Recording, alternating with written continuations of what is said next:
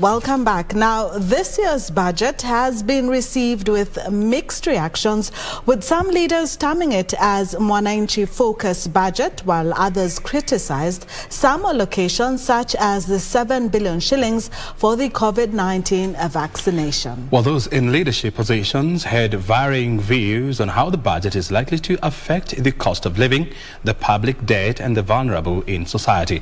Our reporter Hibaq Said samples the views. The bad, the critical and the complimentary. They say opinions are a dime a dozen, but not so much when you're a decision maker or an opinion shaper. Here are your leaders' views on the recently released budget 2022-2023. I have great concerns on some of the proposals made, especially in regard to the tax appeals tribunal, that if you have a case with them, you have to deposit 50% of what is in dispute with them, and that is definitely subject to abuse. I will have my say on the floor of the House because I do not support that at all. When it is committed to the various departmental committees, you see changes, being undertaken in the various sectors. The highlights today by Ukuryatani were underwhelming and totally out of utopia. As a woman, I'm very happy about the issue of the universal health care. The county that I represent, one greatest challenge that I have is health care.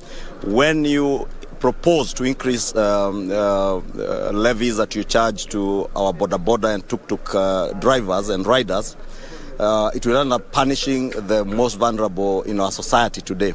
It will still be subjected to parliamentary scrutiny. Some of the policies which appear like to be unfavorable, we will also evaluate them and see, ensure we have a balance between what is good for the people and what can also help in revenue raising measure. What the minister has done is simply giving a proposal which is going to be looked at the committee level. There are things we are going to agree with, there are things certainly we are going to change. Now we are already carrying this heavy burden of 9 trillion plus. So putting another 3-4 trillion shillings over and above what we are currently carrying will be too much of a burden to the Kenyan taxpayer. I'm excited about the proposal to give farmers fertilizer subsidy. I think that is timely and that will greatly help in food production. There is no way you can come and read that kind of budget to the Kenyan people who are undergoing the kind of problems they are going through. Tussles, arguments and assents. Your leaders, their opinions and the reality of the matter. The new coin term, a mwananchi budget. But how viable will this be? Hibaq Said for Prime Edition.